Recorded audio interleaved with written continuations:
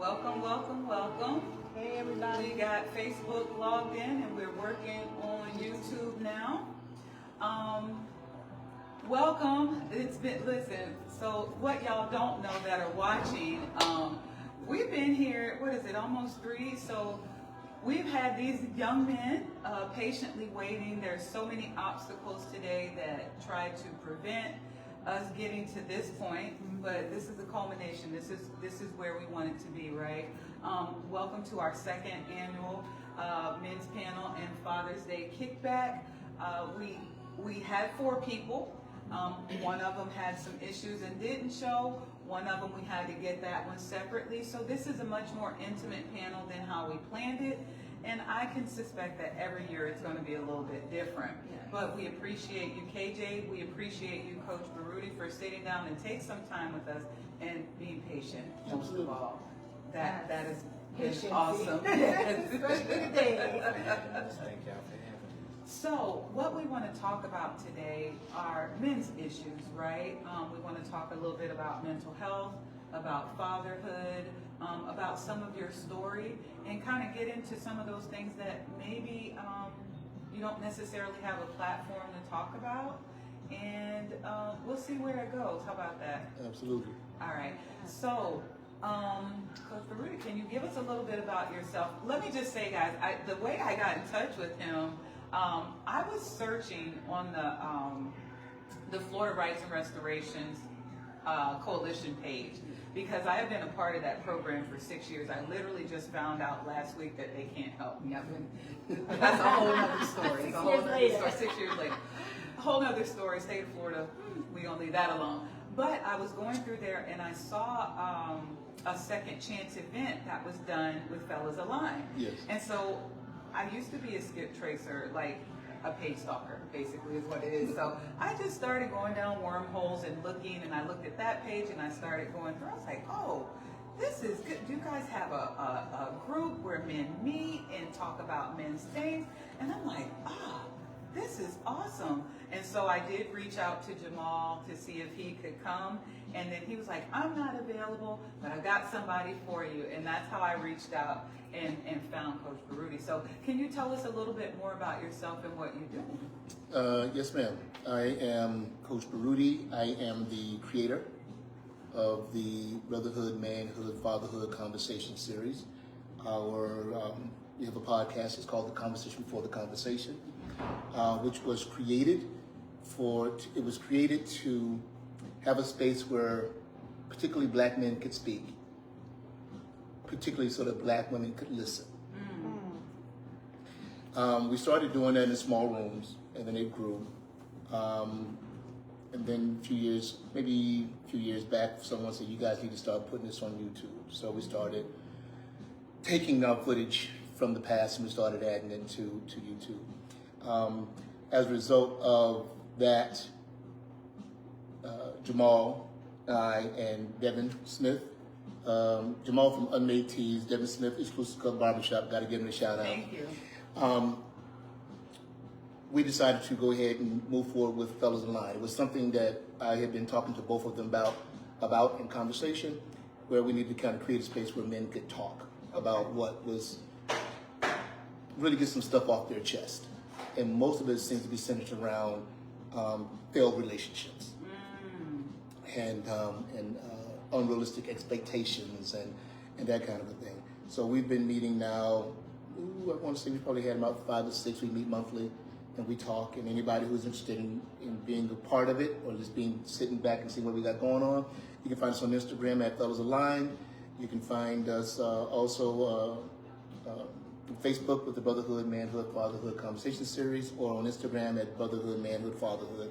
Just reach out to us and we'd be happy to connect with you.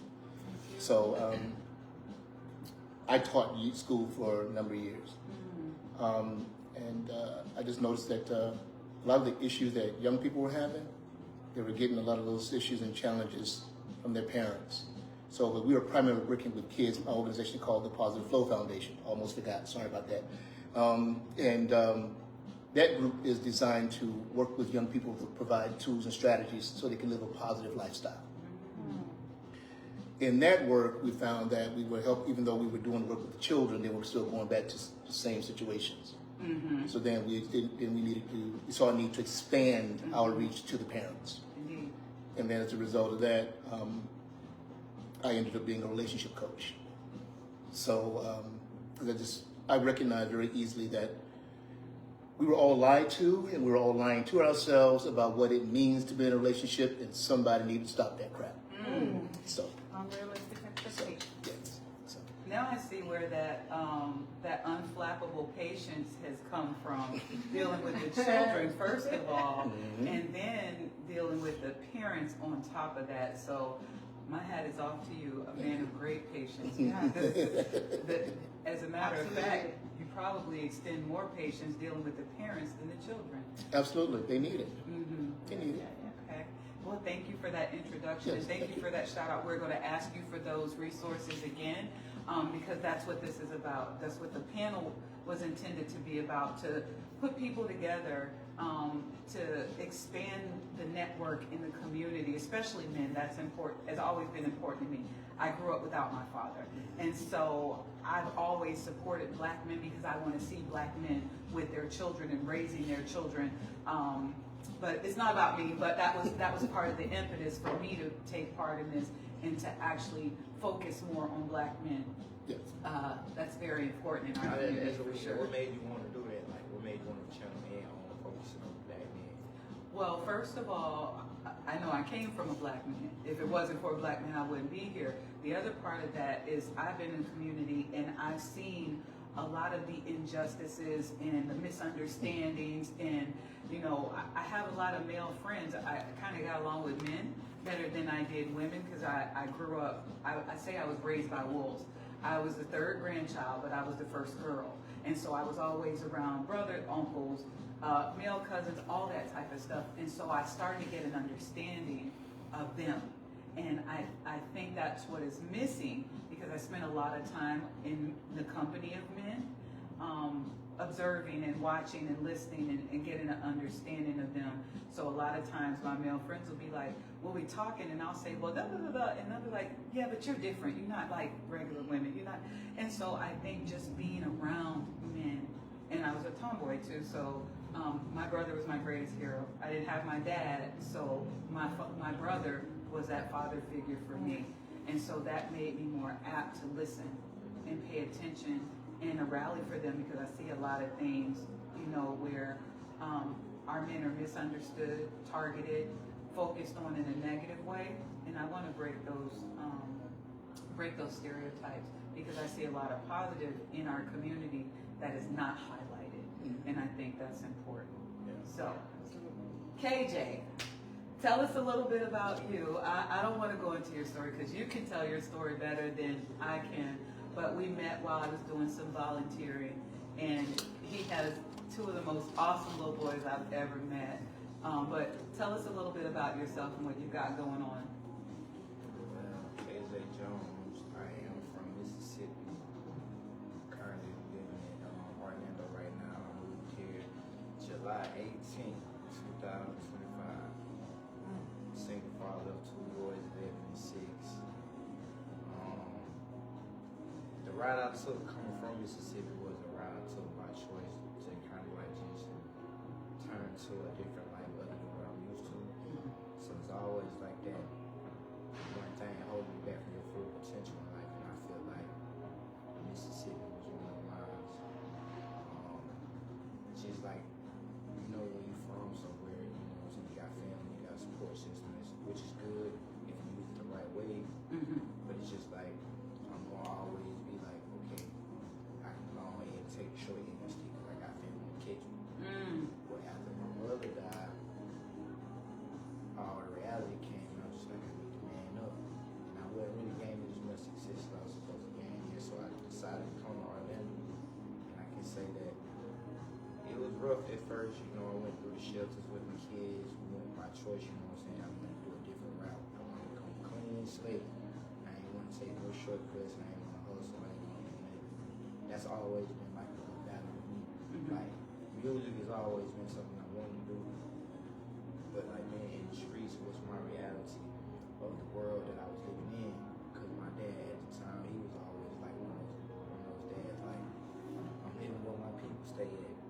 But he ain't really realized, like, yeah, sticking with your people is cool, but you ain't understanding. We picking up stuff that you ain't paying attention to. We picking up some stuff we picking up. So life for me right now is kind of going good because I stayed through. I had faith and stuff I couldn't see. And I had started realizing I had to relearn. I learned to relearn. You know what I'm saying? So I just started over, and I just realized, like, I can't let all the things that I've been through make me a better person, if that makes sense. Like, I can't fault you or nobody else for that. So it's like, I gotta believe who you is right now. When you show me who you are, I'm gonna believe you. And I'm gonna deal with you accordingly. So KJ Jones is just a man unlearning and relearning, starting all over, and I'm ready to just get it together and keep it together, and, you know, make a own, leave an imprint in the world, and make a legacy, build a legacy. Like, I want to leave my mark in the world for sure. Beautiful. It was intentional the way that we balanced this panel. We had two different generations, from two different generations, because we want to bridge the gap. And Tony and I talked about that a little bit, and we'll see once we clip this up and it goes out. Maybe there's been a little bit of disconnect between the generations, and so we wanted to kind of have that rubbing up against each other. I believe in the cohort, so that you get a little bit of this, you get a little bit of this, and we all come out better from it. So thank you for sharing a little bit of what you have going on. You can shout out a little bit more later at the end too about what you have coming up and what you're working on. So if you guys are okay, you ready to get into it? Absolutely. Okay. So, so the first thing we wanted to talk about, we've all heard about the phrase "man up." Women have heard it, women have said it, and probably weaponized. Be a man. KJ, let's start with you. When someone has said and directed that at you to be a man, what did that mean to you? It's like, that's crazy you say that, because I just made a song called Man Up. And it's just, in the song, it's just talking about me being a single father of 2 kids, still have other responsibilities outside of that. But my mom used to always be like, you're a man, you'll figure it out. I think she used to tell me that because, like, she didn't have an answer for what my daddy wasn't doing. So I used to just be, you know what I'm saying, driven by that, like, you're a man. But now I realize that's not the answer to everything. So I just feel like the world needs to soften up on us men, white or black, whatever color. Just soften up a little bit, because we don't have the answer to everything, and we do need help. Yes, absolutely. Thank you for that. Coach, looking back on your life, what did that phrase teach you, and what did it cost you to be a man? He told me that people didn't know what they were talking about. Okay, so when you're talking specifically about black men in America, the reality is that we don't know what a good, healthy black man looks like in this system. We've never seen it. So for someone to say that to us is an insult. They want us to be something that they've never seen. So what I just said now is what I normally say then, and tell them don't put that on me. If you look at me, you see a man. Whether you like it or not, that's what you're looking at. Okay. I like that. Very straightforward. Yeah, it's like he's saying, like, I might not be the man you want me to be, but I'm the man for somebody out there. It's like, how can you tell me to be something you're not? You feel me? I like that. Thank you. Okay. Yeah. Let's circle back a little bit and dig into that a little bit.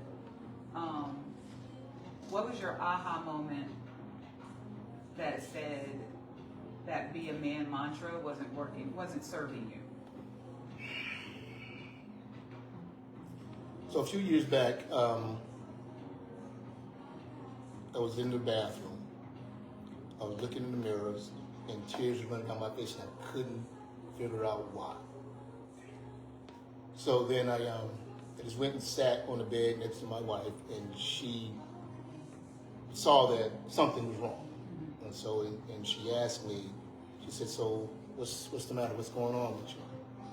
And I said, I apologize. I said, I'm a piece of shit. Not only am I a piece of shit, there are people in this world who think that I am something wonderful, but I know in my heart of hearts that I'm not. And I just saw it for the first time. And my wife looked at me and she said, I love you. Stop being a piece of shit. I wasn't ready for that. I wasn't either. I'm like, okay, is she gonna give a whole speech? No, she said, stop being a piece of shit. And when she said that to me, it allowed something that I had been eating at me in different ways show up, and they all kind of culminated. Right? And so out of that, like right now I'm wearing a shirt that says question everything. Mm-hmm. So once I began to question everything, it's basically like all the ideas and all the things that we were taught about how to be black, how to be a man, how to be a brother, how to be a father, all of that stuff, it was like it was all a puzzle sitting on the table, and I just took the whole thing and threw it off the table onto the floor. And then I began to build my own puzzle and create my own way, so that in order for me to do that, I had to question everything. Why is milk white? Right. You got But get it like is this black because they just told us it's black? What if it's a whole other color? Exactly. Like, you feel me? That's Right. why you unlearn and relearn. Right. Yeah. Like it's like so then I realized, basically coming from what he's saying is, I was having a conversation years ago with my father-in-law, and we were just sitting out on the porch, and some birds flew by, and he asked me, he said, well, what kind of bird is that? And I, me being a smart ass, I said, I don't know, that's a bird. He said, what do you mean? I said, we don't know that's what it calls itself. Oof. We just decided, somebody somewhere decided to call it a bird, and since then we've all been in agreement. That's what it is. That's what we're going to call it. Mm-hmm. So it was then that I realized life is about the agreement. So that allowed me to recontextualize how I was moving in the world. But then me and my wife just started renegotiating what our agreement was about everything, and it began to smooth out the ride that we were on. That's a beautiful thing. You know, you ever notice though, like it's only select few people that think like that, like they think the way we thinking, like, you know what I mean? It's Absolutely. Like, it seems like it's simple, but it's not simple, but it is. It is. It's kind of like we just, you get what I mean? It's like we follow other words. Like some of us gotta follow for a certain extent, but we're not following to follow. We just gotta follow to see that that's not for us. Right. Like, you know what I mean? Yeah. So it's just kind of like then when you wake up, you be like, dang, if I don't be true to myself, then what's the point? You can't be true to yourself. You can't be true. Right. Like, no what's point. the point? What's the point of being another Michael Jackson? He was him. Like, you see what I'm saying? I'm trying to just be me. Like, Right. what's the point? I can't compare with Michael Jackson and Sam Cooke and Tupac, right? They had a generation, but they opened the gate for me to be me in this generation. You get what I mean? The way you want to So be. the reason I can say the difference between my music and the other people's music is that it's a lot of young kids, they got talent, which is true, and they coming out fast, but I feel like the industry just giving them money to kill themselves quicker. With me, I just feel like I'm more so seasoned, so it's just like they want to put it on me, like, oh, you're older, you're not as young as them, so they want to make me, like, try to stagnate me, you know what I'm saying, with what they put out, because they can't gain control of my thoughts, like how they can gain control of the other people's thoughts. So it's like I know too much, like you don't want to do business with me, if that makes sense. But like you just gotta unlearn and relearn. You gotta figure out a way. It's more than a way to skin a cat, I guess. I don't know. That's a lot. Let me articulate this properly.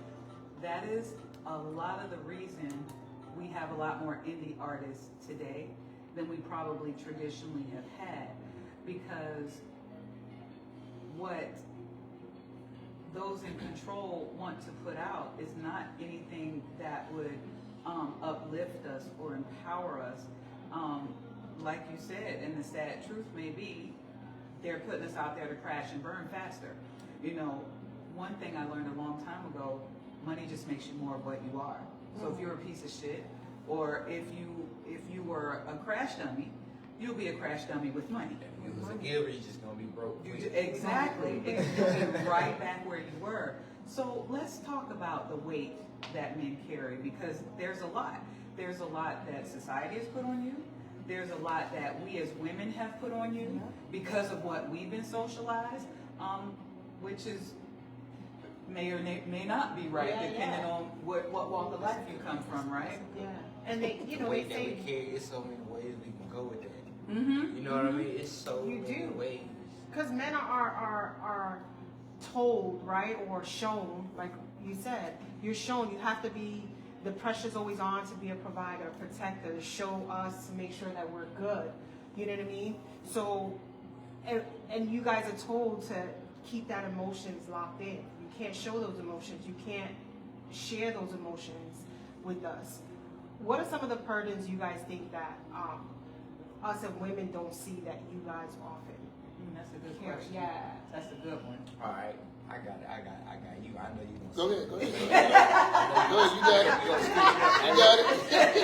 got it. You got it. we got the whys and we got the whys. I like that. So I feel like this. Like, okay, well, I did learn as a man that you need your emotions for the house. That's for the inside, the love for the inside of the house with your kids, your wife, your family. You got all that. That's for that. When you go outside, I have to be like this and this attitude or whatever, right? So I just feel like I feel like some of the stuff that we go through there and see is like we have to go out here, right, and work for somebody.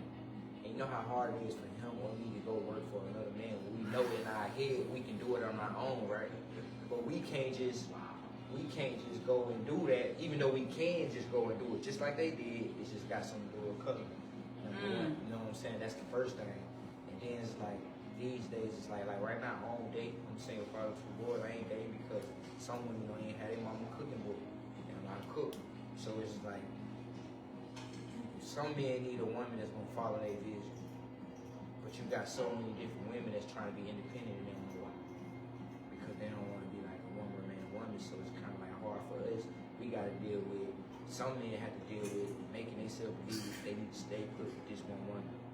You know what I mean? And they going out there working hard, and then she nagging and complaining about certain things. And then I learned that some women, not all of them, I learned that some women get some money and leave their man. When a man gets some money and try to fix his family better, that's just how I feel. Okay, I think that works both ways. Yeah. But we're going to put a pin in that. We're going to slide over the coach. What you say, why is it we're going to slide over? I'm gonna fly on over. So years ago, I was listening to, shout out to Corey Holcomb. Years ago, I was listening to comedian Corey Holcomb. I believe it was on the Zoe podcast. What's up, Zoe? And Corey said that he apologized to a lot of the women in his life that he had wronged. And I thought, that's a good idea. Because when he said that, when I heard him say that, I was in the planning stages for doing the Brotherhood conversation series. So I said, listen, if I ever put this out, somebody might want it's very easy for a woman to walk into a room that I have wronged and call me out on some stuff. So I said, I need to set some things straight. So I went through, and everybody that I could think of that I had done some harm to, that I still had a way of finding them, and I apologized. Sometimes I got cussed out. Sometimes it was appreciated. But once I was done, I felt light. I didn't even realize I was carrying the weight of all those lies and all of that deception until I got rid of it. Wow. Right? So then it became like a fight for me to try to live an honorable life, because I didn't want to get that weight anymore. Then I spent 6 years as my mom's caregiver, and loving and caring for my mom. And when I'm talking about caring for her, I did everything, right? Her nails, her hair, gave her baths, all of that, made sure she had her meals. So when my mom finally transitioned away, which is something I was not wanting to happen, but I also began to, again, not feel, I felt lighter, right? So men and women, we both got something that we're dealing with. What I like to, one of the things I like to point out is my wife doesn't like bugs, lizards, that kind of thing. She doesn't like creepy crawlers. Who Right, doesn't like bugs? right. She doesn't deal with creepy crawlers, right? So, but every morning when I leave the house, every morning when we're getting ready to leave the house, I walk around the car because during the night, spiders put up webs, Correct. They do. right?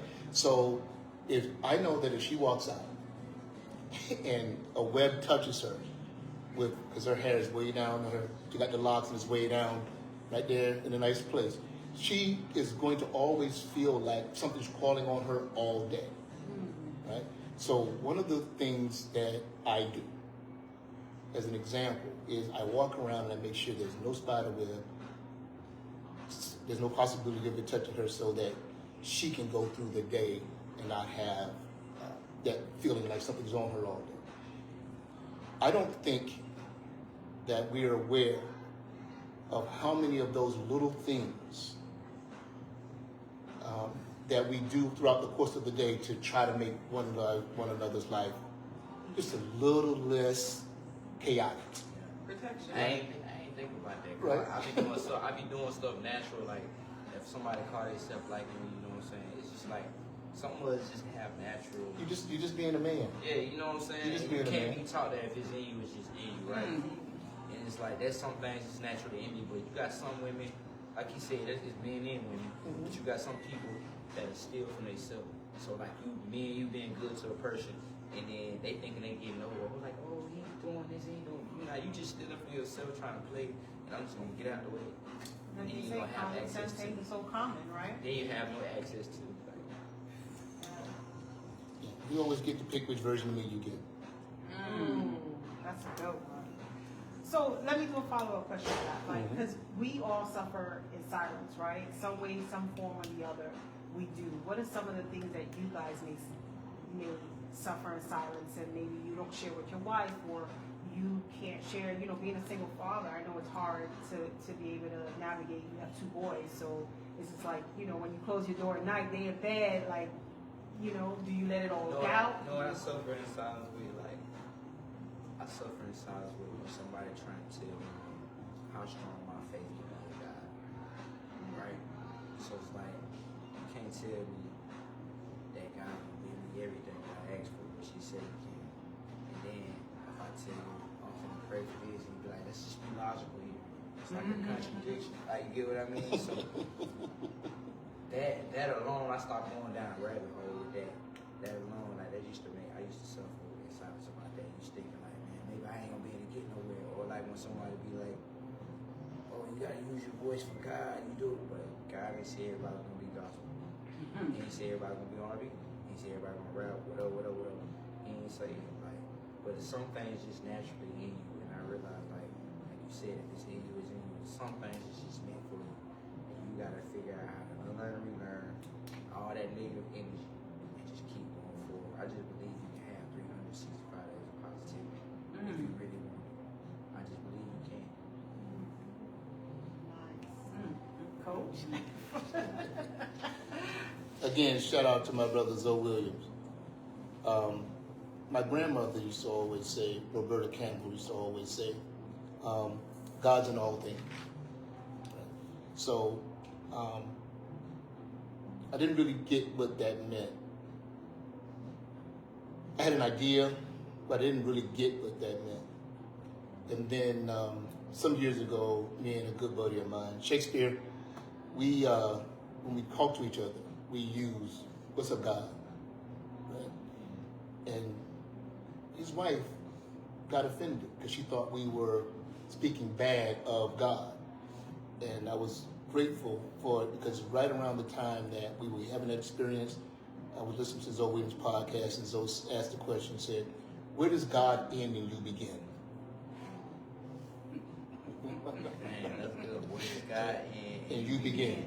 You walking heavy now.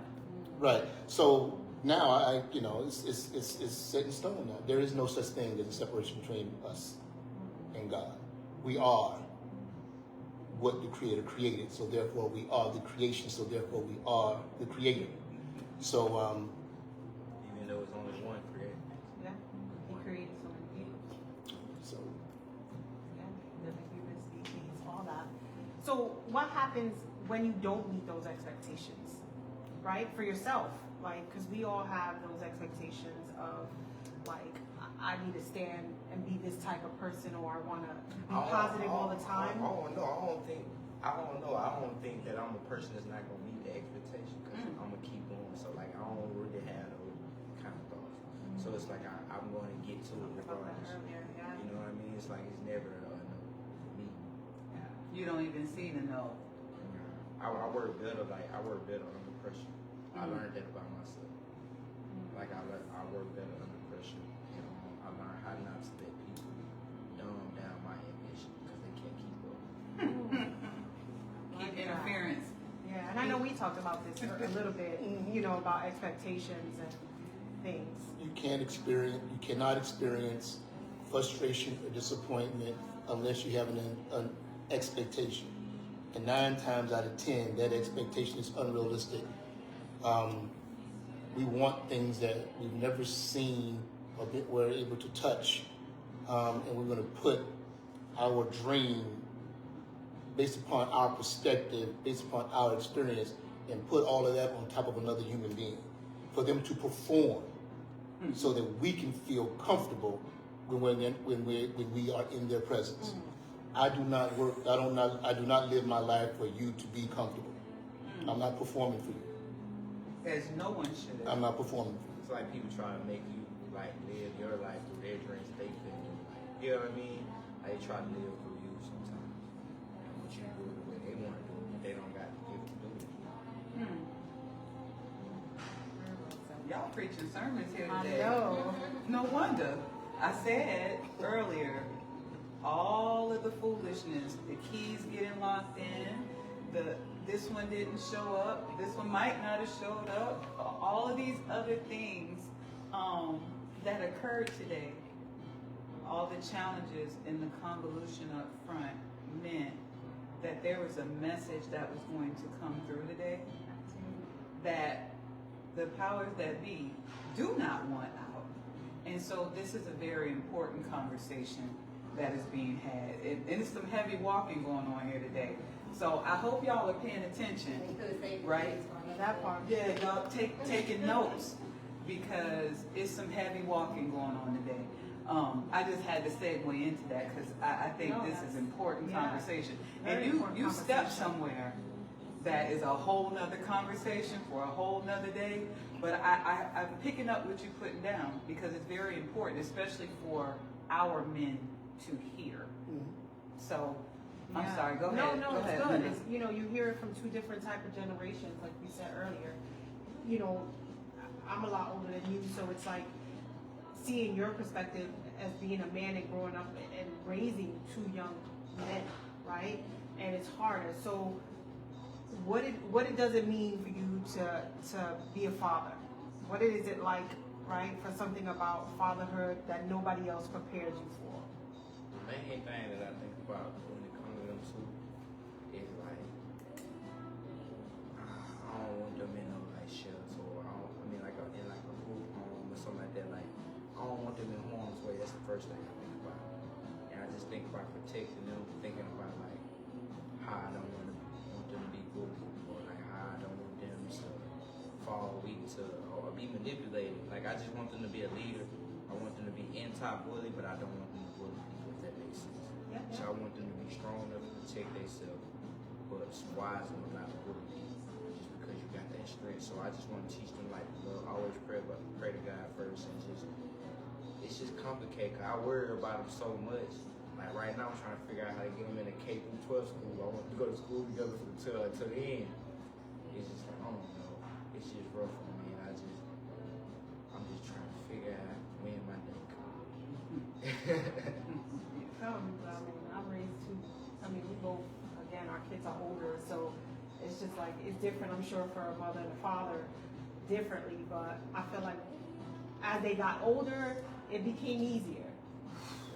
Right? To me, it's To easier me- while they're young. It's easy why they're young because they don't trip. They just want Takis and flips. Yeah, You know what I'm saying? I think I'm gonna have to agree with you on that one. For Yeah. me, They ain't to the point where they getting a little expensive as the year go. Now they Right. want the PS5. So that's and then after that it's gonna be the shoes. Right now they ain't studying tripping on that. Right. Right now they just want the flips, Takis, and they want the YouTube and the internet. Yeah. I'm straight.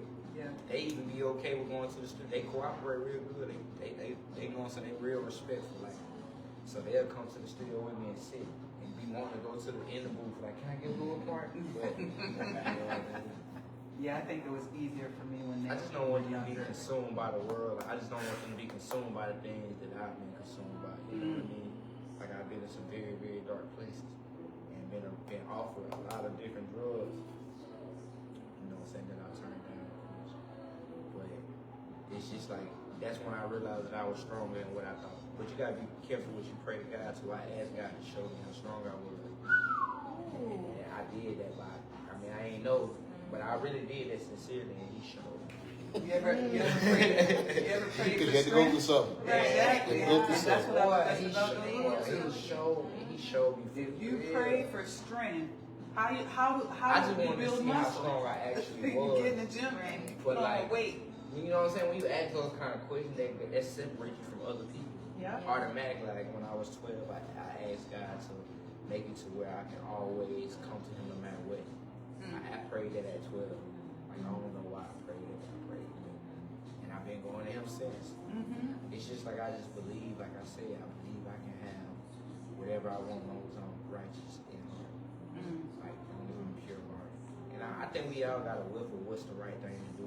You know what I mean? But It's inherent. I believe. Yeah. We know right from wrong. Now, Exactly. whether we do it or not, there's so many enticements in this world that we live in that would push you to do what you know is in your nature not right.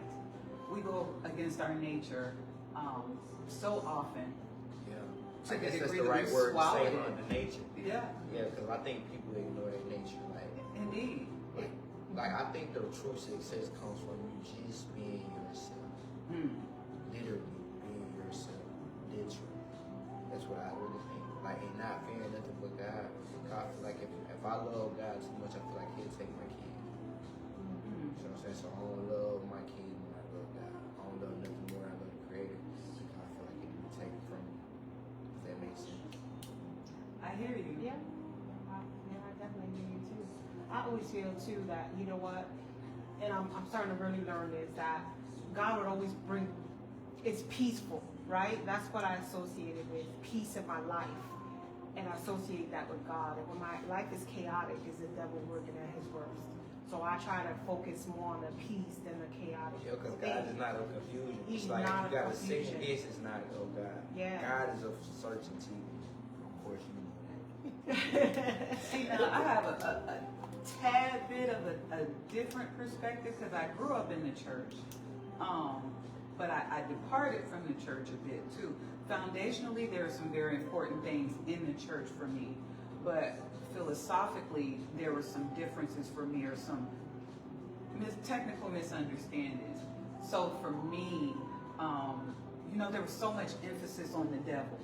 And for me, if God is all-knowing, all-powerful, omniscient, omnipresent, What you gonna say? how are you giving this much weight and power to the evil? Because if you break that down, the devil is the evil, and I believe, once again, that goes back to what we were talking about before, our nature. The Creator created all, good and bad. And I had to even stop assessing good and bad. These are just things. Your nature tells you, you hear in here.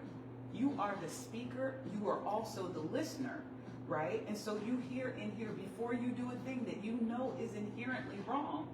You hear something that says don't do that. Or you hear it here. You push past it for whatever reason, right? So I don't ascribe to the overarching Did they ever make you do it? I believe that people make choices. You know, I mean, Yeah, I believe you can't give the devil too much credit. Right. Correct. Like we are, we do have control of our own destiny. You feel me? But I do feel where you're coming from. It's kind of just like it's confusing because it's kind of like it's like saying this. It's like, okay, God, right now all of us choose God wholeheartedly. Right now, I'm sure all of us in this room would choose right over wrong. Right? Would we? So I'm sure. You sure? I'm sure you would. I'm sure. I'm 100% sure. But what if there was incentive for me not to choose what is right? Because on this plane, we get rewarded for going against our nature. So, being a human with free will and choice, my nature might say I'm to choose what's right, but society has given me incentive to do what's wrong or what's against my nature. Do you know me well enough? Do you know yourself well enough? Do you know anybody else well enough to say that they would actually choose what their nature says? And I say that because look at the world we live in. How many people are going against their nature right now? That's because they just feel like it's over. They feel like it's over. Like, you gotta think about it. A lot of people go down a rabbit hole. I think we just did too. You know what I'm Sorry. saying? No, You feel me? Like, people go down a This rabbit is hole. good, you know? It's just like, okay, God, Jesus. But then they got other crap, like trying to say, we ain't praying the right way, or we ain't saying the right name. Like, you can't go down a rabbit hole. But one thing we know for sure is it's one creator. Like, who wants to go down a rabbit hole to think about who his daddy and mommy is? Who want to do that? Like, people do I that. go in wormholes all the time. I take those rides. I want to know what ChatGPT is. Go down the rabbit hole, and you gotta get out of there real quick. And then it go to I'm make. Alice in Wonderland, and I'm down this That's hole. why. That's why I get feel like what you people be said. atheists and stuff because it's like it's so much confusion out here that they don't know what to believe in. And that's a fact. I think that's by design. Yeah. It's like the programming is real. We have churches and institutions, schools are institutions, jails are institutions. The media platforms, these are all institutions. So therefore, if we are attending these institutions, there's no way that you're not institutionalized. Hello. Right. So a program, you are programmed. So deprogramming yourself is essential for you to begin the journey to know who you are. Learn and relearn. You have to get rid of all the garbage. That's why I threw this puzzle on the ground so I could start over. It was part of me deprogramming myself. It's like, why do you celebrate Christmas? Yep. Because they say that's all right. Right. Why do you? And then you feel bad for not celebrating if you got a house full of kids and you be like, man, well, I had it, so I got it. You feel me? It's just like you said, like I said to my son, man, no, it's security breach. I tore it down and rebuilt it. When you got a security breach, you got to tear it down and rebuild. You know what I'm saying? That's the unlearn and relearn. So that's just how I do things. It's like I believe people and what they show me the first time. But it's also like we talked about it earlier. What people design, what relationships are, they think relationship should be because we are told this is what a relationship should be. Your mom and your grandmama. Your mom, your grandmother. Shout out to Jeff Brown. Jeff Brown says the triangle offense for the single mom is the single woman says she listens to her mama. Goodness, I just had a moment ago. Her mama, the media, and her manless friends. So I want to go back to your question about fatherhood, if I can, because it's going to be real quick.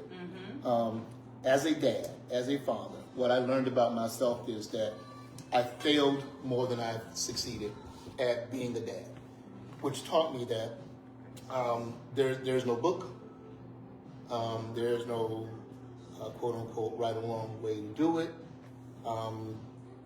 But the way I have ironed things out is in me working to be a better version of myself.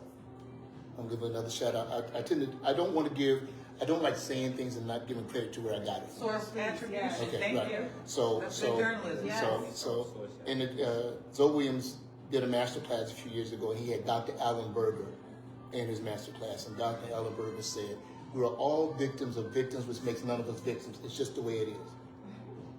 Yeah. Okay, so as a dad, just as a person, when I move to be a better version of myself, the growth that happens, my transition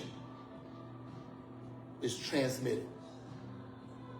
So when I grow into a better version of myself, I don't have to say to my sons, I don't have to say to my daughters, I don't have to say to my wife, they see me transition and then they know it's possible because they know who I was. Hello. Right? Yeah, they know who I was. What do you think? My question is, what do you think it is that affects our ability to believe we can do anything? You know, it's like when you're a kid, 10 years old, you can do anything. Programming. Fast, Programming. But it's just that one day that something or somebody come and do something to you in your life, or say something to you and it affects you in a different kind of way. You know what I mean? Like for some women being touched, you know what I'm saying? Or for some young boys that just saying you will never be nothing. You know what I'm saying? Or like I be wanting to know like what it is that make people get so stagnant. Other people that are saying, 9 times out of 10 is related to fear in some form or some fashion. Fear is very paralyzing. Most of what you're encountering when you're trying to do whatever it is you're trying to do in this world is based upon some, like it's like the cards are already stacked against you. There's always, well, I apologize. The programming basically ensures that in some form or some fashion there's some doubt. Every time Right? you say There's some program, doubt. every time you say program, get what I think about in my head. As soon as you say program, I think of selfishness. Like a group of selfish people try to program people for their own selfish I'm about reasons. to jump through this window. That's what I think about every time you say it. Like you said, program from whatever it is. Yes, It's exactly. like, why do you think it's so important? How you that smart of a genius, right? But you think it's so important for me, my thoughts don't matter, but yours matter. That's so boring and bland. Like, come on, let people be what they is. Like, you know what I mean? But if I do that, then you might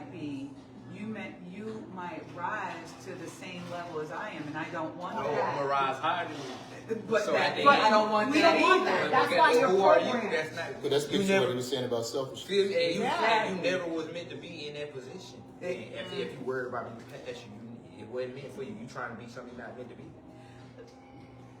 If I could just, That's not just how only, I feel. not How only you feel about that? This is good. How you feel about that? Okay, you living in your truth, to be honest. Mm-hmm. Right? So how do you feel about what I'm saying as a young man? It's two different generations, but I'm saying like, I just look at it differently. If you tell me it's hot over there, I'm not going to touch it. Cause that's just how I think. You know what I'm saying? some folks gonna run right over that. Right, they go like, oh man, he just ain't know he need to go this way. And when you go this way, it's even 10 times hotter than the way he told you not to go. It's just the way it is. But they say that's scary. It's just what It's being scary. some folk will try it and some folk will not. That's just the way it is. I have 4 daughters and 2 sons. I have 13 grandchildren. I can say the same thing to all of them in the same room at the time, and they're all going to approach it A differently. different way. There's more than one way to get to Walmart. Hello. And that's the specialness about, I guess you can't really jump down with somebody who want to do something a different kind of way, because that's it's Because that you're doing guilt. something a different kind of way. Right, they got a guilt. Everybody got a different kind of guilt. Isn't it about experience? You're here. I'm trying not to get into the existential part of things, but we're here to experience life in the way that we experience life. Some of us allow the programming to run those scripts, and we experience life the way our mother said we should experience life, or our father, or our grandmother, or whatever the case may be. I don't feel like you like that though. I feel like you a rebel. Listen. To a great degree, I am. You. However, Everybody here. that's now. That's in the present. Yeah, but that's experience. And like that's she only said. because I spent so much of my life with the scripts in the background of people saying who I could be, who I couldn't be, what I could do, what I could not do. And that programming held me in a Thank you. And people Prisoner try to in make my it like own you crazy. body. And people try to act like you crazy. Right. When I would question. So a couple of times you spoke today, both of you, and I knew this was going to be what it was supposed to be. But the fact that you're wearing this shirt, my mother always taught me. I was raised by a single mother. She married my father at 19 years old. He was 31. We're not even going to go there, but okay. And She was legal. But she, That's all that she matters. was. She was. He left to be in the music industry and just didn't come back for us. That's a whole nother story. However, my mother raised me to question everything, including her, as long as I did it respectfully. Now, my mother was a Gemini, and so one side of her was questioning everything, and the other side of her was like, who the hell are you questioning? Right. So there was a dichotomy completely throughout my life. That was a theme. It freed me, but it also imprisoned me at the same time. So, but the fact that you're wearing that shirt, I taught my children the same thing. I had 3 girls. I wanted boys because I didn't know what to do with girls at all. I wasn't a girl's girl. I was a tomboy. I grew up raised around wolves. I didn't understand it. Yeah, I didn't understand me. He gave you girls to make you sit down. Boom, and learn me, right? So how old am I? It's 20. So I'll be 53 this year. You say you 25, yo. Yeah. And I'm literally, I would say within the past 5 years or so, beginning to really be free to be me. Really opening it, because I ran into somebody, I would say since 2017, I ran into somebody who I call my earth angel, my shaman, and she peeked that box open and let me look outside of it. And then took me to a place where I could just be me. And so I believe in a lot of different things, dimensionally and all other types of things, but I saw who I was on another plane. And I'm like, so why am I not that here? Yeah. You made a choice. I used to feel like when like, I don't know, I used to see like some parents not disciplined, right? Or like you said, expectation, like maybe it wasn't to my liking, you feel me? But maybe they understand something differently, right? Mm-hmm. But I used to feel like some women that I'd be dating sometimes when I was dating, they wouldn't like, they'll be talking, using their words more than anything, but they're not really like disciplined. They just like, oh, this, but you ain't really putting forth, like, you know what I'm saying? Yeah. So that's touchy. Like I have a daughter who will spank her children. I have a daughter who's never spanked her children. In which case, Right. listen. They all listen. They all listen. It's just that the daughter who doesn't spank her children, I watched her, and she was more patient. What she may have had planned for the day was going to be disrupted, and she created enough space in that environment for her to endure the disruption so that she didn't have to spank her children. It was all a choice. In her head, it was like, I don't want to beat my children into submission to get them to do what I need them to do. But what about sometimes though? Like sometimes, like you feel me? Because whooping the kid is not the answer to everything. Let's just be clear. Yeah. Cause see, my daddy, what he did to me was put a fear in me. I always supposed to fear God. He put a fear in me, which created a resentment. You feel me? So he put a fear into me to at 10 years old, I wanted to do something to him. Point blank range. To the point where, you feel me? But it's just like, then when I got older, I started thinking about my dad, and I started having good leniency on him. Like, well, maybe he ain't had this right here. Because back when he grew up, he could leave the house on Monday and he had to come back home to Wednesday. Like, you feel what I'm saying? You gotta think about Mississippi, cost of living is cheap. He just bought a house for $167,000 for 5 bedrooms, 3.5 bathrooms. Feel me? Down here it's $500,000 for 2 bedrooms. Starting, you feel me? Yeah. So you get what I'm saying? Like, but the way he grew up, I can't really like. That's why I say I can't blame. We're all victims of victims. That makes one of us victims. Right, you feel me? Like my granddaddy, his daddy, my granddaddy was my favorite granddaddy. But he had a reputation that I know nothing about. Like he called us and trying to beat my grandma one day. My grandma took a frying skillet and broke his leg. He ain't hit her again. I bet he did. He ain't hit her since, right? And that's my favorite granddaddy. He be like, "What's up, K-Man?" That's what he used to call me or whatever. "What's up, K-Man?" Whatever. But I'm trying to figure out what my daddy like missed. Like, you feel me? Because I feel like he failed as a father somewhere. But like, I don't fault him for that. You know what I'm saying? This is just me like accepting what it is and kind of like moving past like what I didn't be able to gain. Like, I don't have trades and stuff like that. I always been in the streets and I am not. And I always been different from my siblings. You know what I mean? I always been different.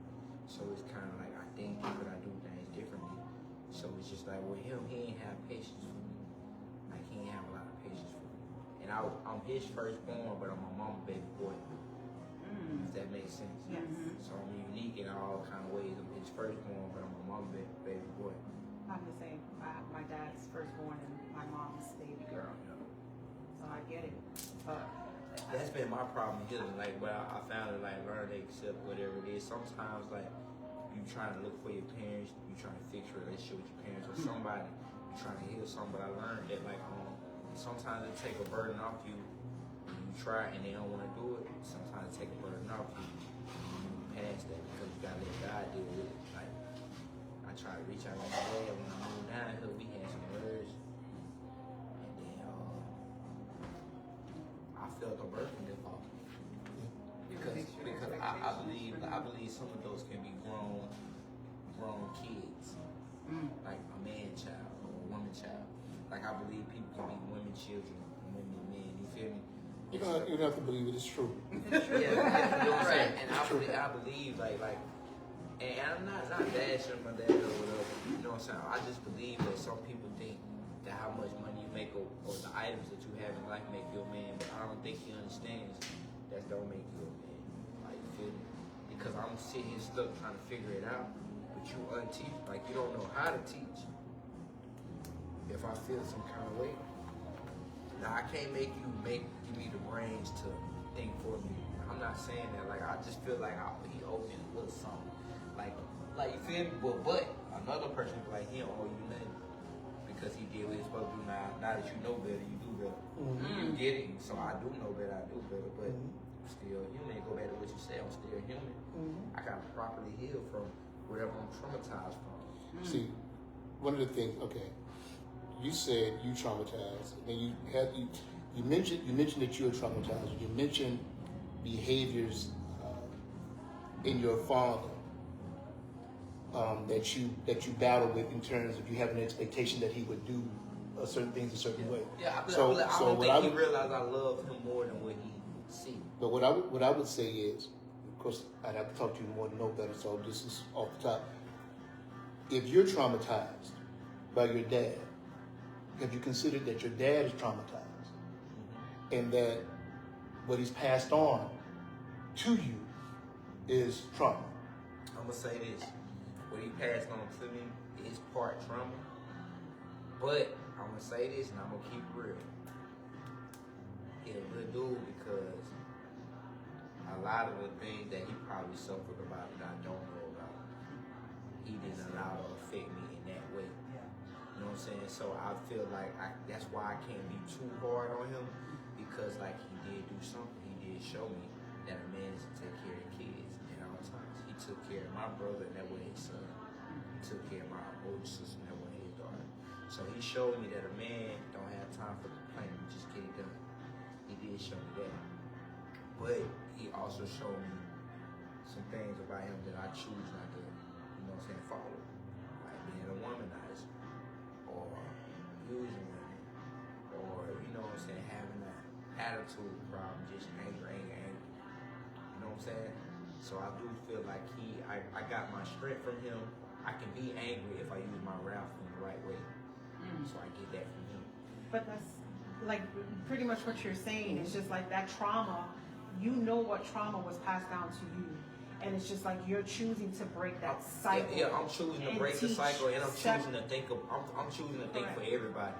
They not thinking for everybody. Like, but I don't know why God chose me to think for everybody. So I'm choosing to think like be in consideration of his situation, my mama's situation, my brother who just died, his situation. You feel me? Like I'm the last son left. You know what I'm saying? So it's kind of like, I gotta think about all this. So my brother started selling drugs at 7. You feel what I'm saying? We the only 2 men in our family who broke both sides of the family to sell drugs. Like, I don't know what that's all about at all. Like, you feel me? I wouldn't want to, like, I ain't, you know what I'm saying? It's an experience. Yeah. Right. I want to do other things, but it's a work in progress, and I'm just realizing, like I said, put God first and fear nothing. And I'm actually getting a rush out of not fearing nothing this go around, because I know if I die, I'm gonna die righteously, and I'm gonna go legendary when I die. You know what? So we've talked about a lot, and our podcast really tries, the basic foundation is to focus on mental health and how we cope, and the stories and the things that we go through, and how that affects our psyche and our mental health, and the scripts that are running, and trauma and healing, right? So let me just say, if every man in America woke up tomorrow and felt completely safe being honest about his mental health, what conversations do you think we finally start having? Coach?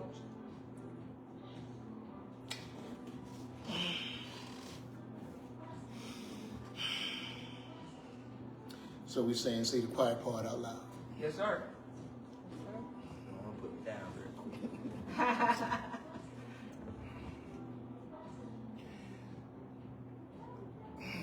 Ask your question again, because I want to make sure I answer this question correct. Yes, sir. If every man in America woke up tomorrow and said, let me tell the truth about my mental health, without judgment, without any recourse, what conversations do you think we It would scare the hell out of all the women in our lives. Yeah, y'all would be scared To death. to death. Cause you know how many times I thought about killing myself, but I ain't acting on it. But you know how many, it was a thought a million times.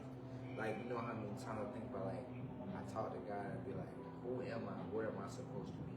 Like, why is it this complicated? It's just, why you can't just show me what I'm supposed to do so I can do that shit?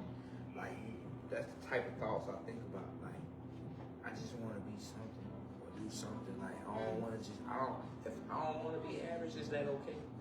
Like, I don't want to be average, is that okay? Like, I don't want to be. Like, Yes, it's okay. Right. Like, I don't want to be. Like, that's the type of thing that I think about. Like, I think about, like, 1 + 1 is 2. So, like, why is it so complicated? Like, why are women in Orlando homeless? Why are women walking around like, okay, I get it about the men. They already hard on the men. So I think, like, well, at least we can just help the women and then figure us out later. But then it's like, I don't know. Like, it's not that complicated to fix things. This is how I think. It's not, but it's made to be by design. Now, Coach, what about those thoughts and that honesty would scare women in your scenario? I just think if the average woman knew what the average man goes through inside his head to keep her feeling safe while she's with him, if she knew what he was dealing with inside, it would just scare her to death. And not to mention, like what he's saying, valid point. You know, we don't even know. Like, let's say he got his wife, he love her wholeheartedly, love her.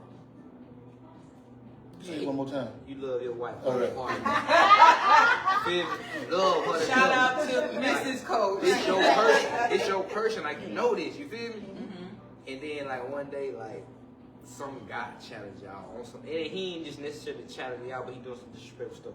Like, you don't even know if you can whoop this guy, but your love that strong to her for this person that you with, you finna, you know what I'm saying? You finna tear it down, and they don't understand. Like, we gotta deal with that. Like, we gotta have maturity to know. Like, if you come to me, it's a chain of commandment. So if my wife come to me about something, if I had a wife, that's a problem. If she come to me about what another man did at a job or something, that's a problem. You feel me? So now I gotta put on my thinking cap. Now I gotta go up here and try not to be niggerish. I gotta go up here with understanding as a wise man because I know me, I know, and I know he know. At a split second, my whole life can change. You see what I'm saying? Because I know, like, if I gotta think about a person too much, I gotta do something to you. Feel me? So now he's put in a situation, and his wife didn't even want to come and tell him what this man did at work because she know how he get. Like, you see what we gotta deal with? Yeah, and that's an example of how women protect men. Feel me? By And that's not- a by good not thing when you got a coming good home woman. When you got a good And, woman. and sharing their stories. Because if she said something to him, I guarantee you she waited like 3 weeks. It's been going on. Like if she come to him and say something, She didn't do it the first time. She didn't do it the second time. She trying to spare him. she's- Now you getting out of control. So now I got to do this. So when she finally does come to you, Now we got to put It's our because thinking she cap tried. on, and now we got to be like, okay. Because it's not gonna be a If he topic. try to do some tough talk stuff, I know I got to punch him right in his face. You feel me? But It how might, do you- sometimes it can be deeper than that. And me, I don't think straight, so I don't even like to think evil thoughts. Because I know it's you before because me. you have to make a choice. So let me ask you something, because I know we talked about this earlier. We talked about a lot of stuff, but your reaction. How do you teach the reaction to things? Because some things call for a certain reaction, some things you. I don't So think you can. I think you just, it's in you, bro. It's like a natural person, whoever it is you are. You got some people who really don't care. They got loose screws. Like you got some people who really don't care. They gonna beat you up first and ask questions. Like, you feel me? But then you got the chosen ones of people like y'all. You kind of be like, man, I don't know if I should go down that route. You know what I'm saying? It's possible to manage your manhood, like manage the monster. It kind of speaks to one of the things that we do. We're focusing on with Fellows Align is we're speaking on the different methods and ways that we can build resilience in young men. You have to go through something, right? So knowing where you are in the scheme of things, right? Like when you get in the pool, you know how long you can hold your breath because you've gotten under the water and you've held your breath. You tried it, yeah. Right. So you take that and apply it to all the things that young men can go through. This is why one of the reasons why fathers are so significant in their sons' lives, because we get to take them through moments to build their resilience, and they're having an experience with somebody who loves them, rather than somebody who's just doing it and they have to find a way just to get somebody. You know, it's different from somebody who's never had a fight, getting in a fight, and all you want to do is get this person off you. That can go a number of ways. Yeah. But if you've been in a few fights, you know when to when to let up. You know all that kind of thing. So resilience is key. Helping young men to learn how to manage the monsters. Sometimes you got to help them see the monster, which is, for me, it's not something that I enjoy. Because I think about what's happening in the world, where we have a certain segment of the population that are dead set on saying that men are nothing, or we don't need men, or you know that whole thing. That's why I feel what he's saying, like managing the man. I fear that. Right. So, and I have a grandson that I spend a lot of time with. He's 7 years old. And the idea that I have to pause at times with him because he's innocent, but I have to prepare him for a world that says that he's nothing. That's not, I'm not in a good place when it comes to that. It's been a very, very long time. It's like, real quick, white Johnny, black Johnny. They're both at the bank with their mom, right? White Johnny's mom goes up to the window to do her business. Black Johnny's in line, and he's watching the little white Johnny. White Johnny walks over and he talks to someone at a desk. He goes over and he looks down the hallway to where the safe is and the deposit boxes. And then someone walks over and they take little Johnny down the hallway and they give him a tour, let him see what it is. Right? So black Johnny sees little white Johnny walking around having a good time, so he decides I'm going to go over there too. But then there's a black man that's in line behind black Johnny. And when black Johnny's mom goes up, he clears his throat. And black Johnny looks at him, he gets back in line. He gets back in his place. So fast forward 20 years, one has been taught that he can go anywhere, he can do anything, he can see anything, he has access to everything. The other one has been taught to stay in his place. So parenting, stay in your place. Grandparenting, stay in your place is something I fight every day. But when you look at what just happened to Carmelo Anthony, Yes. right? We can't escape the fact that in this system, there are certain things, whether they are true or not, we see them as true, that say to us, this dark skin is feared. Why? This dark skin is feared.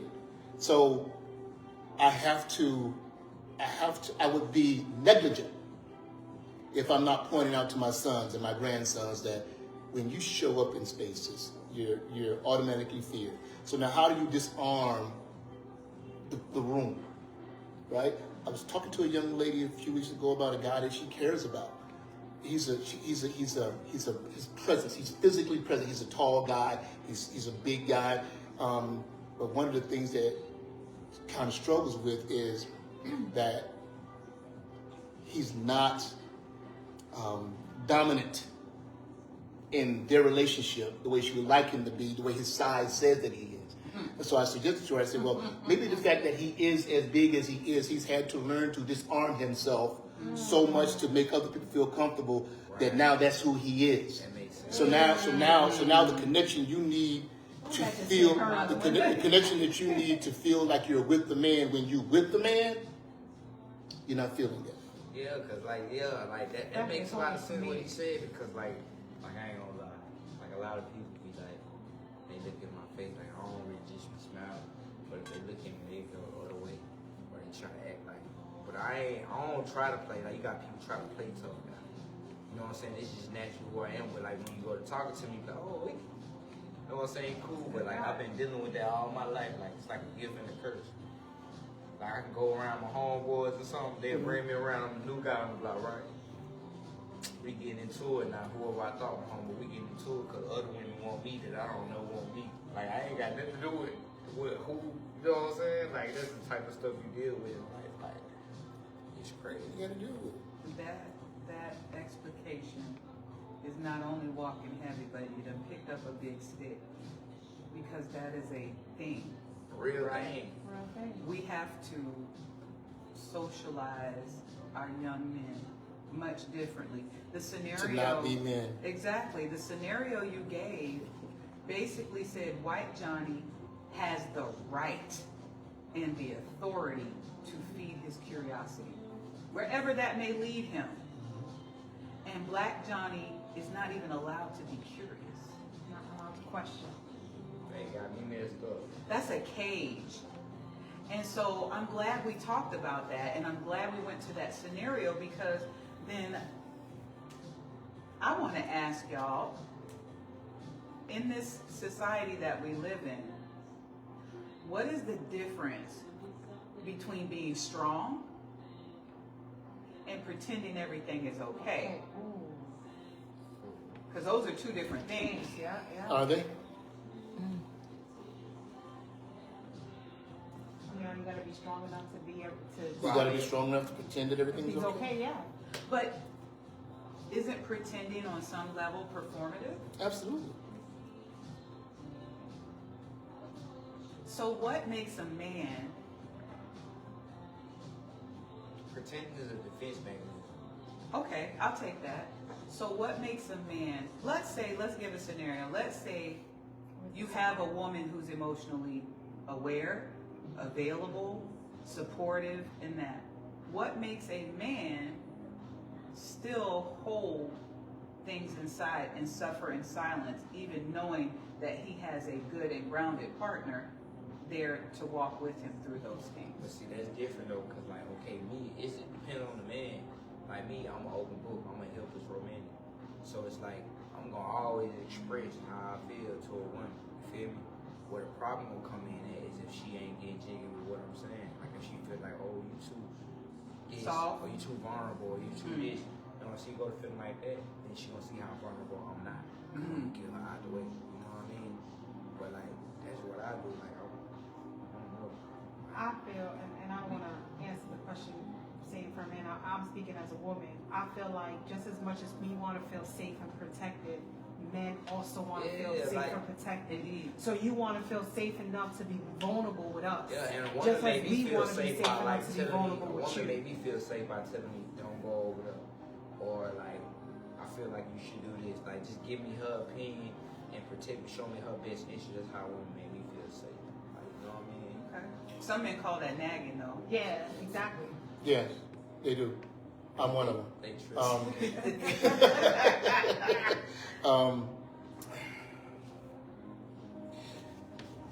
The balance between what's natural about a woman and what's nurtured into a woman, we need to have more conversations about that. If a woman wants to feel safe and her man is crying, why should she feel safe when a man is crying? Because he's being who he is. Isn't crying simply a release? Absolutely. Absolutely. But why do you need to cry? I'm afraid of a man that can't cry. You gonna be scared of us then? Like You scared of me right now. so as a child, okay, you're a male child. Mhm. You fall down, you scrape your knee, it hurts. Mm-hmm. You break something, it hurts. Mhm. Should you socialize him not to cry? It hurts. That's something we grow to learn to do.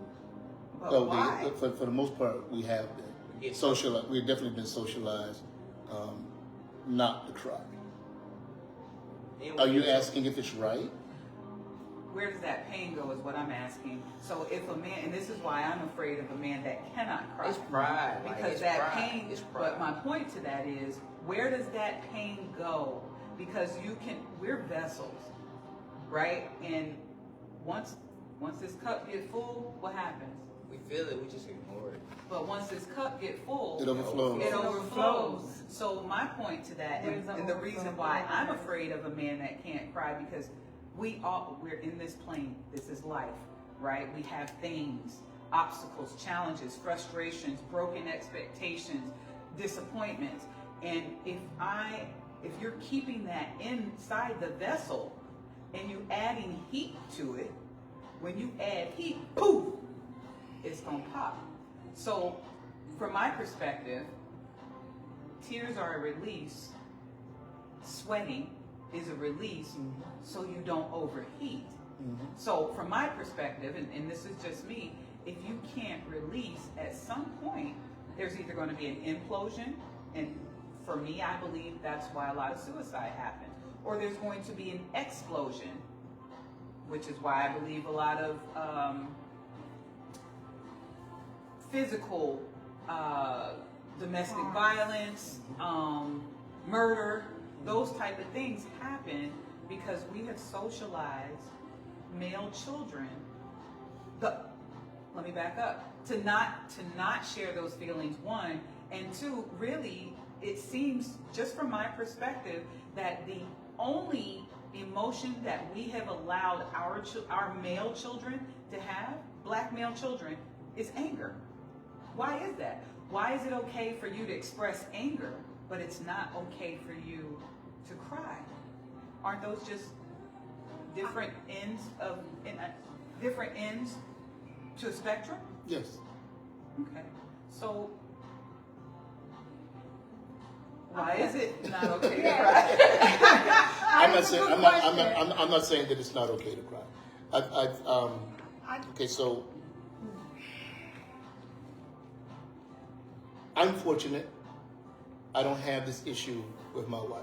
But normally, when something hits me that brings me to tears, it's normally something about relationships between men. Like, if I'm watching Hardball, the movie with Canoe Reeves and the baseball team that he's coaching, when little G gets killed, right, I'm probably going to cry, right? So in moments like that, I think it comes out of me, and I think that's probably like enough for me. There's a song by To Be a Man by the artist Dax, D-A-X, Dax. Check it out. It's a really great song about what men are experiencing. When my children were younger, when they would do something, or just like my baby girl, she talked all the time, wouldn't stop running her mouth, right? But I was able to sit and just watch her just talk, and I would find myself releasing. So I haven't had that issue with my wife, but I understand how men don't show or express themselves in relationship with their woman because it has been weaponized. It can be weaponized against them, right? So, and then it's like how do they recover from that? How does a man now feel safe with you? Because if he doesn't cry, he doesn't know if he's safe or not. If he does, and you show him that he's not safe, he knows that he's not. Let's see. He'll never do it They're again. gonna trigger. They're gonna make me act even more cold. Yeah, I was gonna say that. Like, you know, again, it goes back to being safe in the relationship and knowing that you could be vulnerable enough to cry. Especially Right? him versus me. Like I'm more aggressive than anything because it's just like I already expect and be prepared for the worst and hope for the best. So I kind of be like on some. I be ready. Like I go for the moment because I know if some stuff be temporary. So it's just like you know what's for real, for real. Okay. You know, I'm sorry. I'm a lot like her. Like when she says, I was a tomboy by heart. You know, my mom didn't teach us love like that. You know what I mean? I was taught to survive. I'm always in survival mode regardless of what. And sometimes I have to learn to scale back and just, it's okay. It's okay to be vulnerable, right? But it's always with the right person that I'm trying to seek that, right?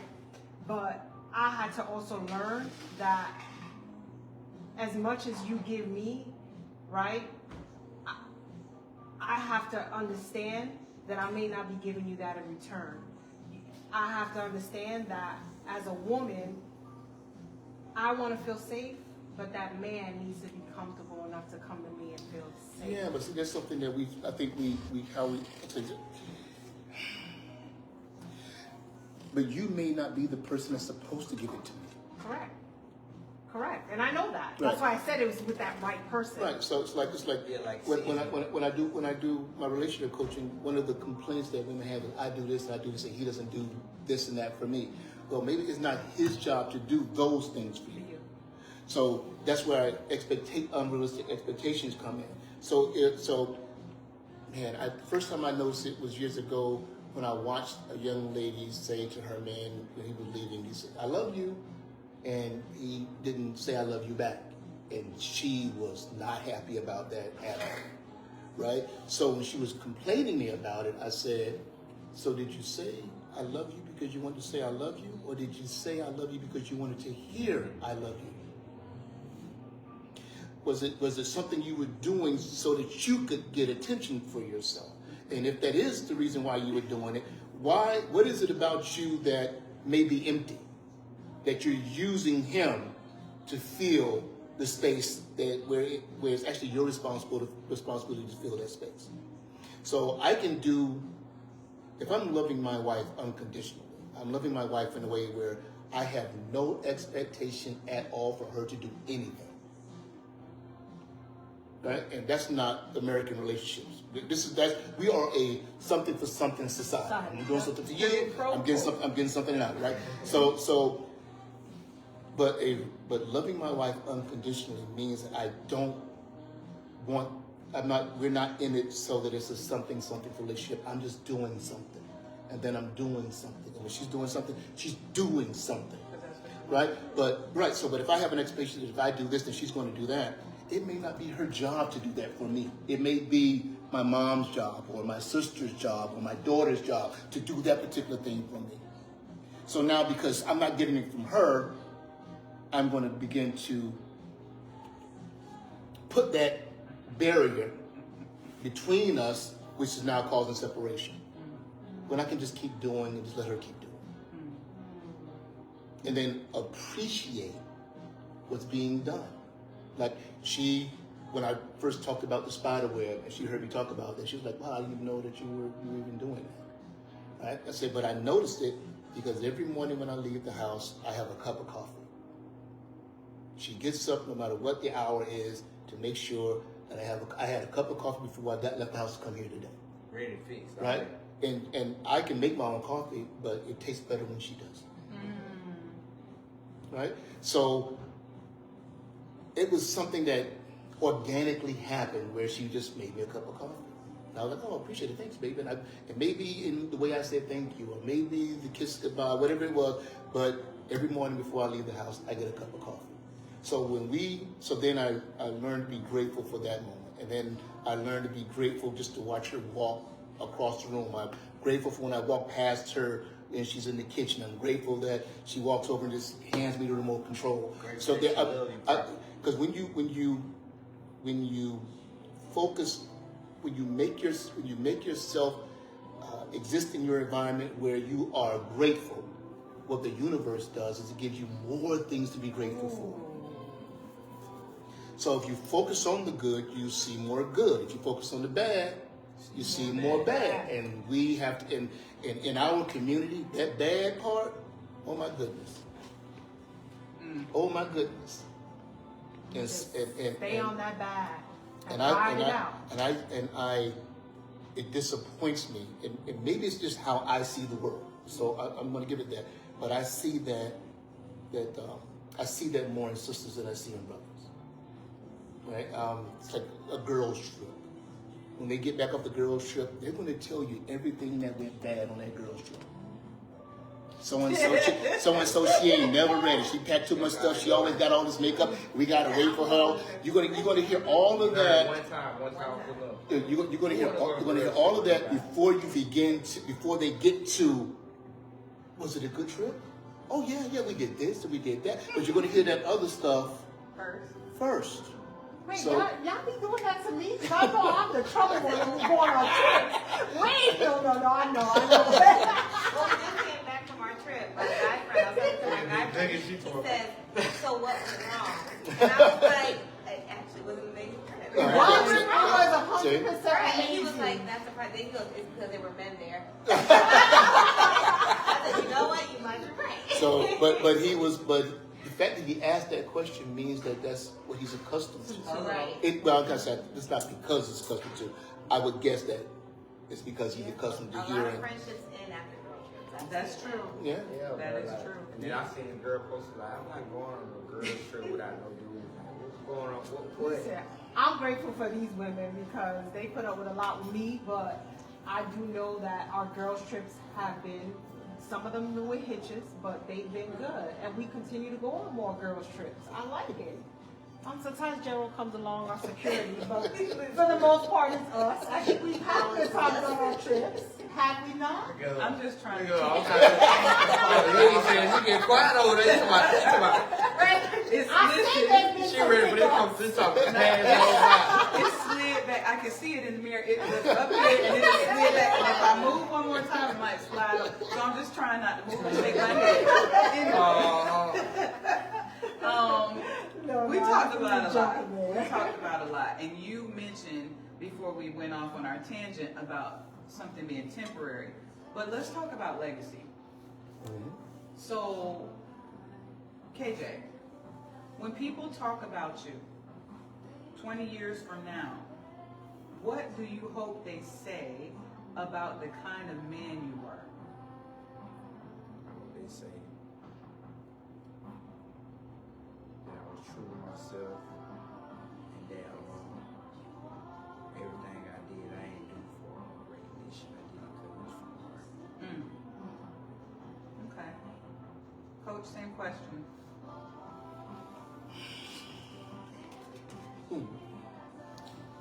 I don't think I care.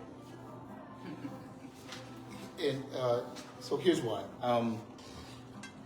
My oldest son, this past week, proposed to my soon-to-be daughter-in-law. Hey, Amber. And I got a message. Normally, my children communicate to me through their mother. right? She gets it all first, and then she filters it out, and then decides what I'm going to get and what I'm not going to get. So when I get it from my children, it's because somebody's in some real trouble, or they're having a moment that's just for us.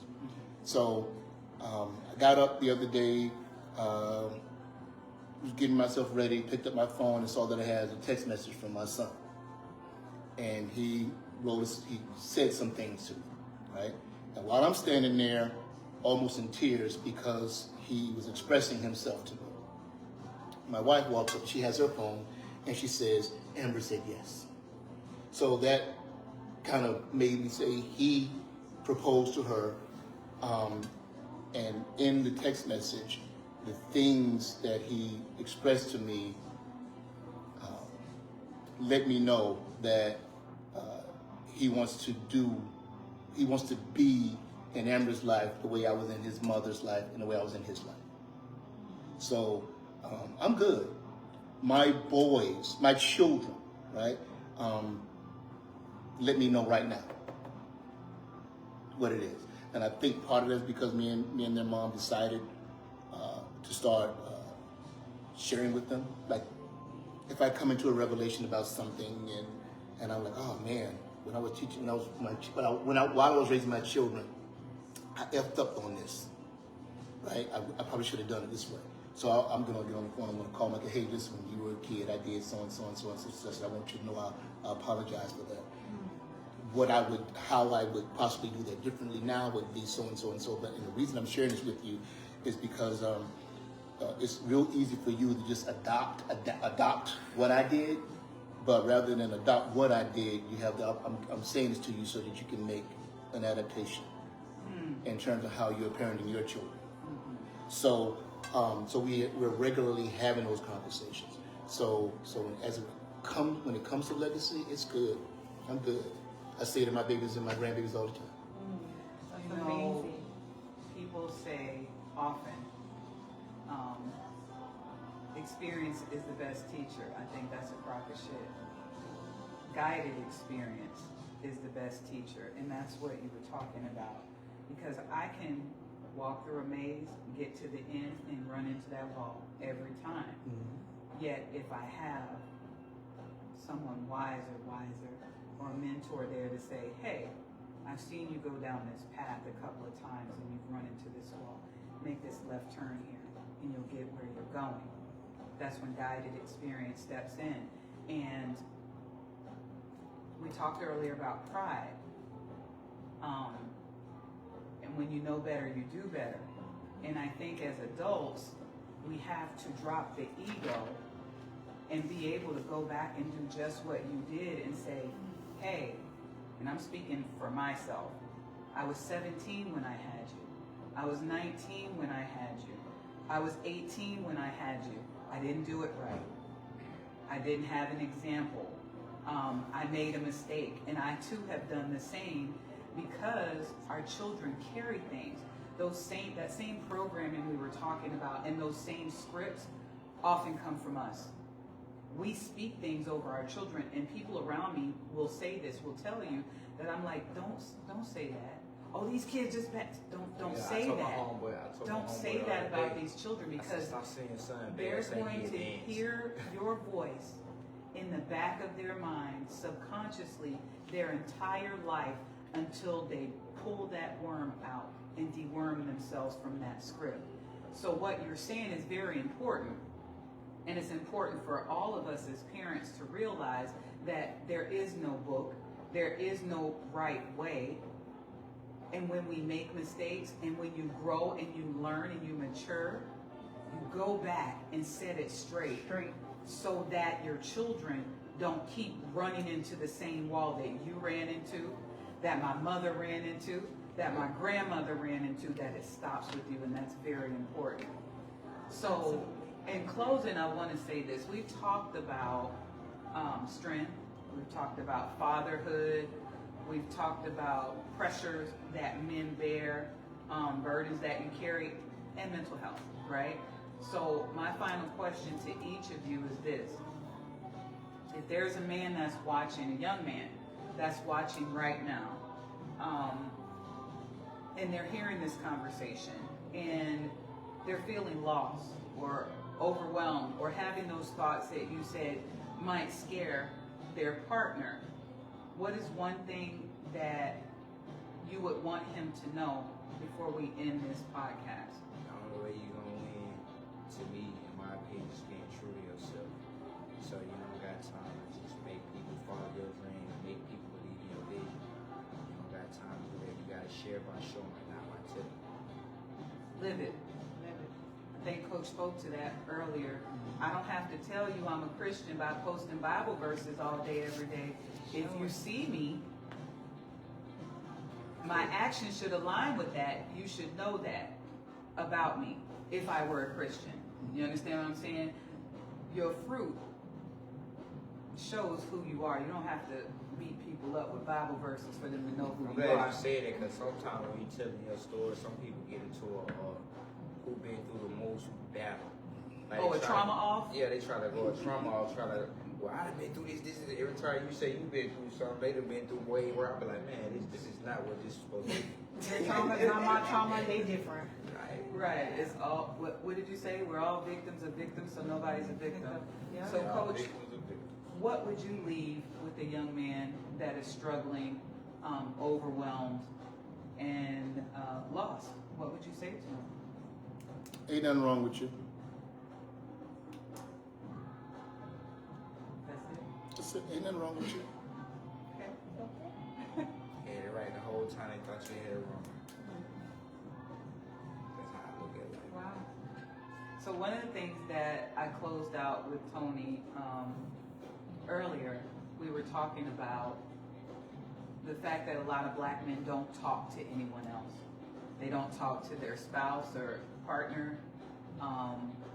And groups like what you're doing with Fellas Align is very important because they need to know that there's a safe space for them to go to, devoid of women, devoid of judgment, where they can be vulnerable and talk about man things.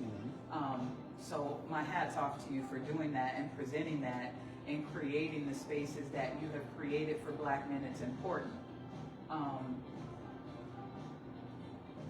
One thing I just want to say, men's health is more than just your physical health. That's important. Y'all need to go to the doctor. Your mental health is important. You need to talk to somebody. So if you don't feel safe enough to go to a group and talk to other men, sometimes you need to go to a therapist, right? Sometimes it's easier to Go to someone be you don't know. vulnerable with somebody that doesn't know a damn thing about you. Yeah, people appreciate you. No for your family. judgment, no preconceived notions, just to be able to get things off of your chest, say the things that you need to say, and then maybe they just provide you with an alternative perspective. So that's important.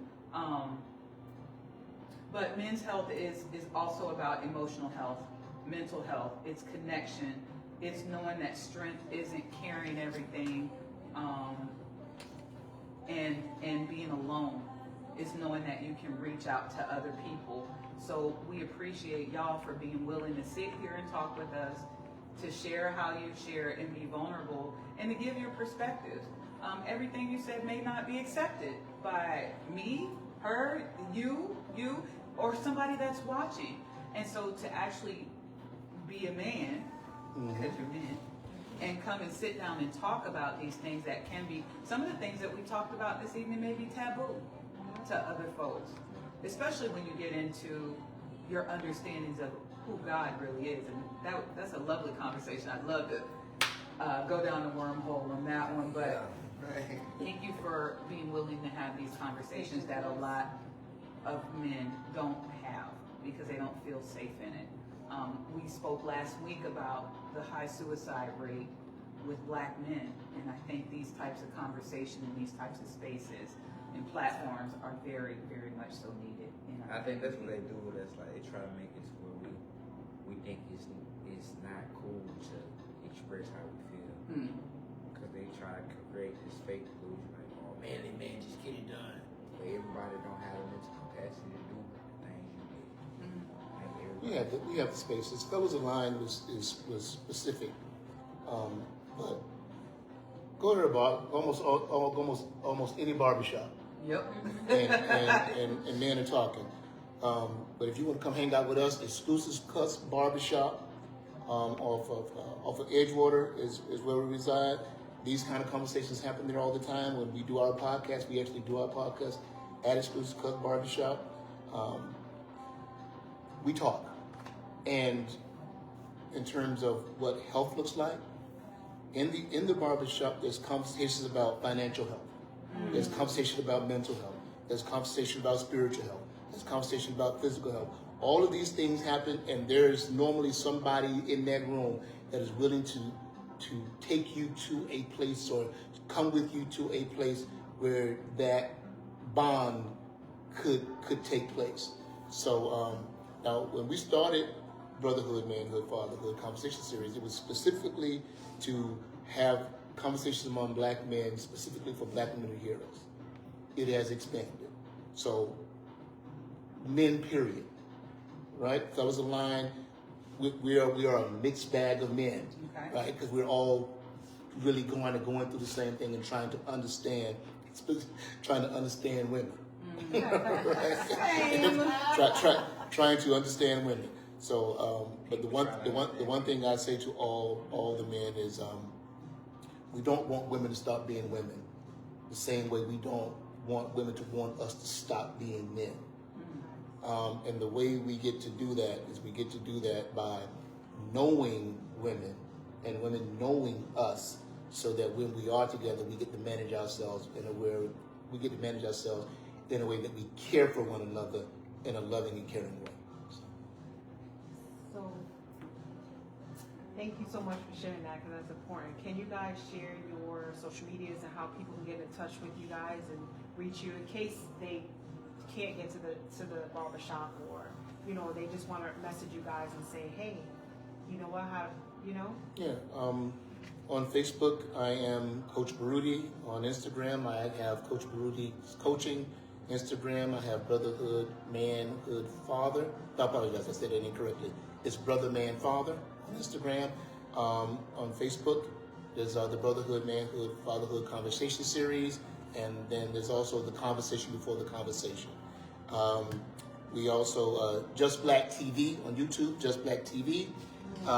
Jason Filer, JaeSunMuzic, Jason Music.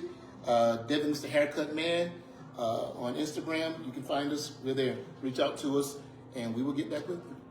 Thank you. And what have you got going on, KJ? What you got coming up? What do you have out? Well, you can find me on social media under number one, KJ Jones, KJAY Jones. I got a couple of deals on the table right now. Got an 80-20 deal on the table. I got like 3 bodies of music coming up. I call it the 777 promo campaign. So I'm putting out 3 EPs with 7 songs on each one of them. So I'm giving away freebies to build the buzz, and give away 2 albums you gotta pay for on Spotify or all platforms or whatever. But I do have music on iHeartRadio, Pandora, and all that right now. So I'm just working on putting these projects out and getting ready to do a family sitcom called Built on Faith. It's gonna be starring me, probably my 2 kids, get them in some acting fashion. And it's just like showing a single father, kind of like raising 2 boys with 2 other white guys that he met. And it's like the 2 white guys and a black boy. They raising the kids together, teaching each other about different cultures and how to survive in the white community or the black community. So that's how that's going. So I got music coming, I got EPs on the way, I got music on the way, tour dates on the way. You can find me on all social media under KJ Jones, number 1 KJ Jones. So take a look in our stories, on our pages, our TikTok, our Instagram. We've shared y'all's pages and how to get to you. Hopefully they listen to you. Yes. And we hope that with all the good energy that we put into this, that is exactly what is going to boomerang back for those that are within earshot. Hopefully, if it's just one that we keep from going down that road of taking their own life or someone else's life. We've seen a lot of that lately. So if it's just one, it's worth it.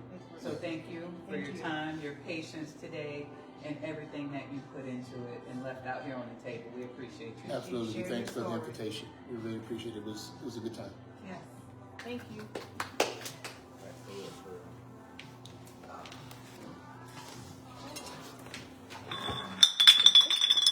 I'm old, getting older. Thank you.